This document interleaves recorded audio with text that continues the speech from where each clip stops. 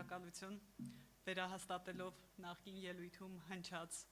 կարևորագույն դրույթները շարունակեմ հարգելի համակիրներ, մեր պետության ապագայով մտահոգ քաղաքացիներ, հարգարժան հյուրեր։ Մեր թիմն այսօր իսկապես խիզախություն է դրսևորել քաղաքական պատասխանատվություն ստանձնելու հայտ ներկայացնել մի ժամանակաշրջանում, երբ մեր հայրենիքը առերեսվել է ոչ միայն ֆիզիկական հարվածների,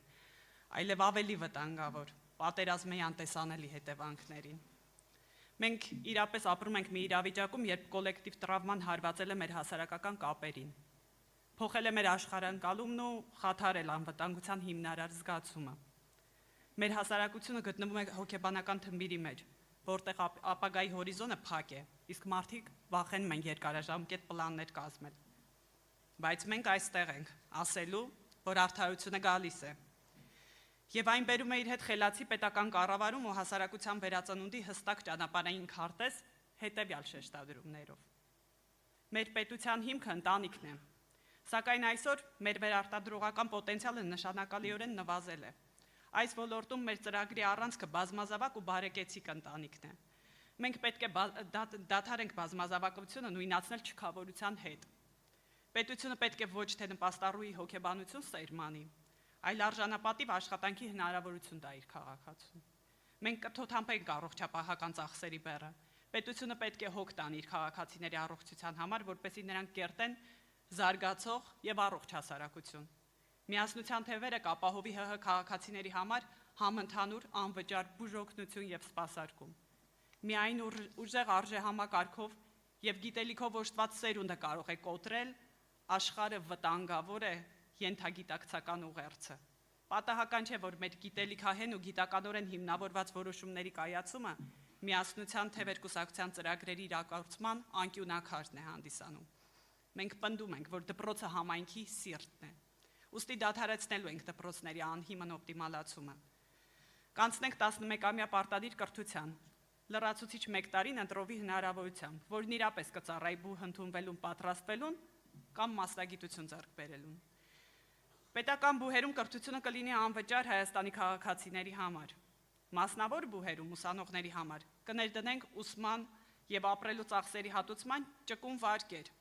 առանց ուսման ընթացքում վճարման պարտավորության։ Մենք վստահ ենք, որ հենց հասարակության ներսում է խաղաղության հաստատման եւ զարգացման կարևորագույն նախապայմանը, երբ մարդիկ պահպանում են իրենց բարոյական դիմագիծը, կառավարվելով բարոյական օրենքներով, իսկ պետությունն ապահովում է բոլորի հավասարությունը օրենքի առաջ։ Գյուղական համայնքներում դպրոցական կյանքն ակտիվացնելու մանկավարժներին խրախուսելու նպատակով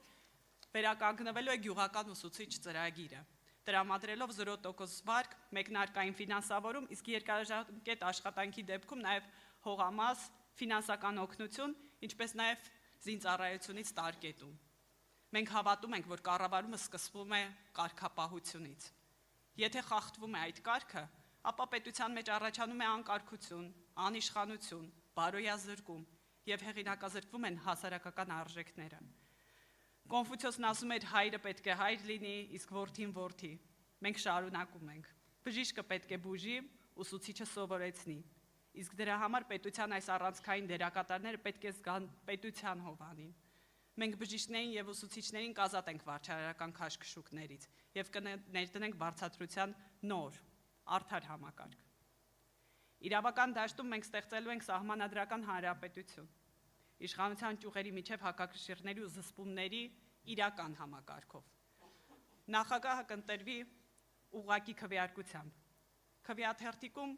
կվերականգնենք բոլորին դեմ տարբերակը, վերջ տալով ձայների փոշիացմանը եւ դրա հետ կապելով կոնկրետ իրավական հետևանքներ, որոնք անխուսափելիորեն կհանգեցնեն քաղաքական համակարգի զարգացմանը։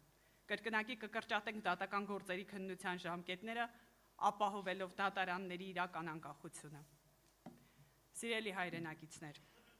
մեր նպատակն է ձևավորել սերունդ,